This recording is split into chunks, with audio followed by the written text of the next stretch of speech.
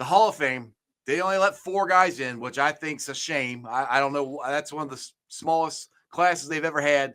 Willie didn't get it. Kenny didn't get it. Corey Dillon's still on the outside looking in. Willie's been a finalist for the last 2 years, back-to-back years. Ken Anderson, I'm not sure where he's at, but he should have already been in. I don't know about you, but it pissed me off. When I saw 4 guys, I'm like, really? 4? That's it? Like, you couldn't do one more, get Willie in, or 2 more, get Kenny? 4? Like, how? I don't know. How did you feel about it? You can tell I'm frustrated by it. Yeah, I mean, honestly, as a former teammate and roommate, Kenny and I roomed together 8 years. Mm-hmm. I think that in my era anyway, he was the best player that I've ever played with that's not in the Hall of Fame. I mean, dude, his numbers speak for themselves. I mean, particularly in 74 and 75, he led the league in passing those 2 years. That was my rookie and second year. Right. And I'm like, I'm teammates and roommates with the guy who has led the National Football League in passing and all these great quarterbacks in the NFL. And my guy is back-to-back years. And he won passing titles back-to-back season 2 different times. Yep, 2 different decades. 84 and 85, 81 and 82. Yep.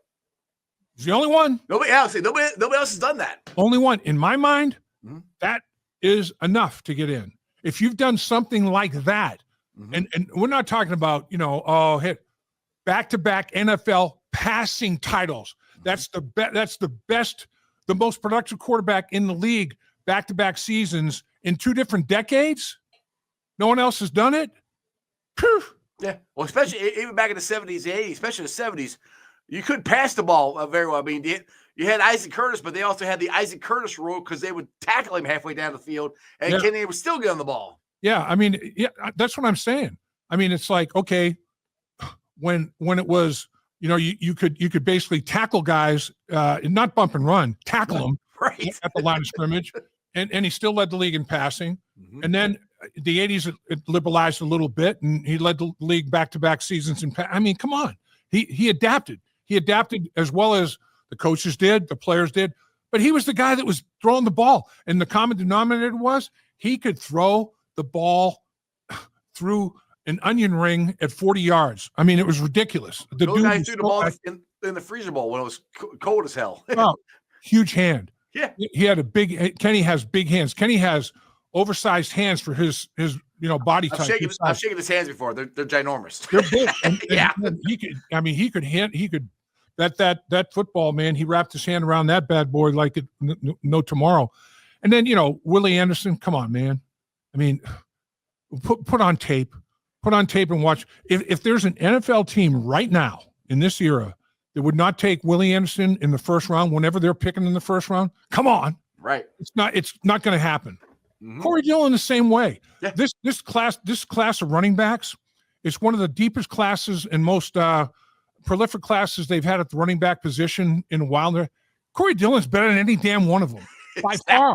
Exactly. Not even close.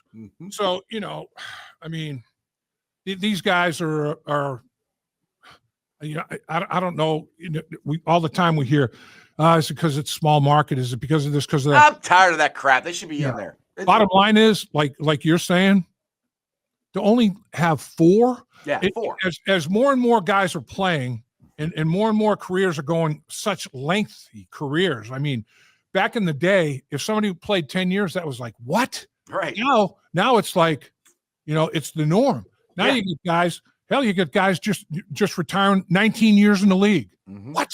Right. Offensive lineman, 19 years in the league with the same team. Come on now. I mean, they say, all right, you got to adapt and adjust as a player and as a coach. You got to adapt and adjust if you're a Hall of Fame person too. Adapt, bro. Adapt and adjust, man. Seriously.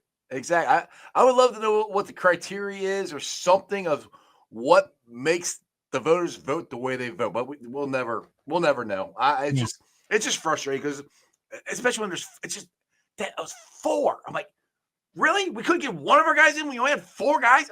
Anyway,